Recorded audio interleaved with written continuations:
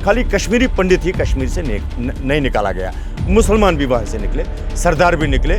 उनकी पिक्चर क्यों नहीं बनाए जाते? क्यों पर्टिकुलर जो है एक अलग एक कम्युनिटी का जो कश्मीरी पंडित कौम है उसके लिए जो बनाए जाते, जो 90 से लेकर आज तक जो है हर प्लेटफार्म में जो बेचा गया, जिसको ब्यूरोक्रेसी ने भी बेचा, पॉलिटिशियनों ने भी बेचा, इवन मेरे देश के मीडिया ने भी उनको बेचा है 90 से लेकर आज तक, अब तक। उसके बाद भी आज वही चीज़ हो रहा है। मैं आपके माध्यम से भारत सरकार से पूछना चाहता हूँ कि ये फिल्में जो है इस तरीके के जो है, जो हमारा भाईचारा जो है पूरे देश में, जिससे देश में, चूँकि देश में खाली हिंदू ही नहीं है, मुसलमान ही नहीं है, सिख ही नहीं है, ईसाई नहीं है, ये सबका देश है। इस देश को जो है पकड़ना, मजबूती रखने है, जातिवाद नहीं रखना, धर्मों को नहीं बांटना है, क्योंकि सब धर्म एक है। जब आप इंसानियत से प्यार करोगे तब आप धर्मों को भी प्यार करोगे। द कश्मीर फाइल्स मूवी जो कश्मीरी पंडितों पे बेस्ड है और जिसको कहा जा रहा है कि ये रियलिटी पे बेस्ड है, काफ़ी ज़्यादा बवाल जो है उस पर देखने को मिल रहा है।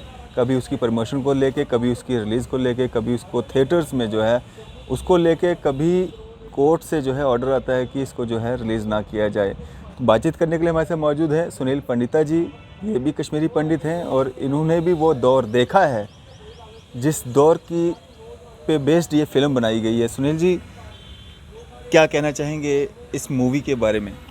देखिए, आज 1990 से लेकर आज तक जो है हर दिन मेरे नाम पर कोई ना कोई मूवी बनती है। ठीक है, आपने मूवी बनाई, क्या बनाया क्या नहीं बनाया, लेकिन मुझे क्या फ़ायदा है इससे? आपने पूरे देश को डंडोरा पिटा, आपने फिर जो आज मेरे इमोशन के साथ खेला, जो 1990 से लेकर आज तक जो है मेरे इमोशन के साथ जो है खेलते रहे, क्योंकि मुझे नहीं लगता हमें कोई फ़ायदा। और इससे उल्टा जो है, जिस आदमी को नहीं थी इसके बारे में नॉलेज हमारे कश्मीर में, वो भी आज ये देखे। और इससे जो है, जो मेरे आज 5000 परिवार जो कश्मीर में है, उनके लिए जो है इसके लिए परेशानी है। जिस तरीके से देखिए, मैं एक सिविल सोसाइटी से हूँ, आज तक हम लोग जो है कश्मीर का जो माहौल है सबको पता है, उसको हम जो है क्लोज़ करने की कोशिश कर रहे थे। अब जो है कि जो दूरियाँ थी उसको जो है पास लाने की, ताकि समय बराबर नहीं रहा।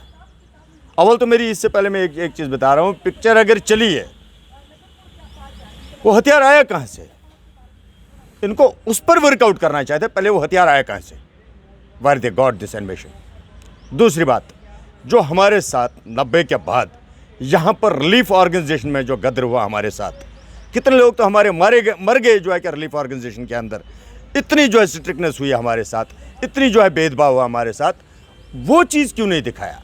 स्पेशली वही टारगेट, वही चीज़ दिखाया कि जो 1990 से लेकर आज तक खाली जो हम लोगों को इमोशन, अत्याचार हमारे साथ किया गया। आज भी आप देख सकते हैं, कहीं लोग जो है जिस समय वो पिक्चर देख रहे हैं तो उनको रोना आता है, नेचुरली रोना तो आता है, क्योंकि ये वो जख्म है कि जो कभी भी जो है भर नहीं सकता है। क्योंकि इसका रीज़न है, मैं हर समय ये चीज़ कह रहा हूँ, this is the failure of the government of India. चूँकि भारत सरकार उस समय हमें फेल हो गई वहाँ पर रहने के लिए, जबकि उस समय नरसिम्हा राव जी और वीपी सिंह साहब और जो है वाजपेयी जो है उस समय सरकार थी, जब हमें वहाँ से पलायन करना पड़ा। लेकिन आज फिर जो है 32 साल के बाद इस चीज़ को दोहराना, मुझे लगता है ये देश को जो है ना इमोशनल अत्याचार कर रहे हैं इसके लिए। चूँकि जहाँ तक मैंने इसका जो है एक निचोड़ निकाला है, देखिए 1990 के बाद अब तक जो है खाली एक ही चीज़ हुआ है, हिंदुस्तान जो है कांग्रेस मुक्त हुआ और कुछ नहीं हुआ, उसके बगैर कुछ नहीं हुआ। हम लोगों को हर पल हर कदम पर जो है खाली इमोशनली यूज़ किया गया। हमने पूरे देश में बताया कि हमें कांग्रेस ने मारा, हमने पूरे देश में बताया कि हमने मुसलमान ने मारा, उसके बाद हमने जो भारतीय जनता पार्टी का जो लाया। लेकिन आप मुझे बताइए, अगर वाकई में सिंसियर होती वो भी, तो वो आज जो है इस फिल्म पर काम करती नहीं। अगर उस समय जो जख्म लगे इनको आपस में, तो उसमें जो है कि ये बेचारों को जो आप इतना जो मत उछालो, चूँकि जब आप इसको जो खरोचोगे तो इनको दर्द हो रही है, हमें जो आज के डेट में भी जो दर्द हो रहा है। दूसरी बात, खाली कश्मीरी पंडित ही कश्मीर से नहीं निकाला गया, मुसलमान भी वहाँ से निकले, सरदार भी निकले।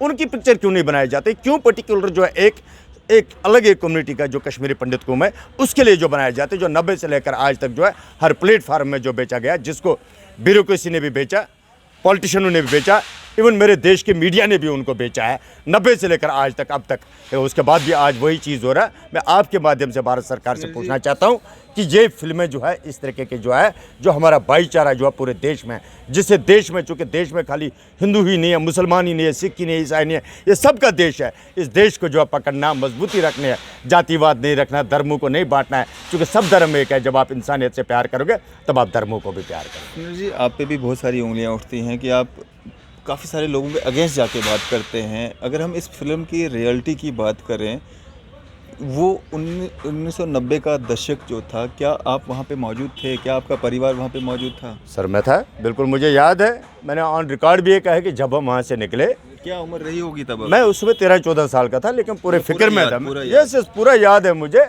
मैं तो आज भी ये कहता हूँ कि वहाँ पर जब हम थे, उस समय ऐसा माहौल बना कि पूरा का पूरा जो है, कम से कम 10-15 गाँव आते थे, नाले तकदीर, अल्लाह अकबर, हम क्या चाहते हैं, आज़ादी। आज़ादी का मतलब क्या है, ला इलाहा इल्लल्लाह या मोहम्मद रसूल अल्लाह, अजगर सासुन पाकिस्तान बटोवर है बटेंसन।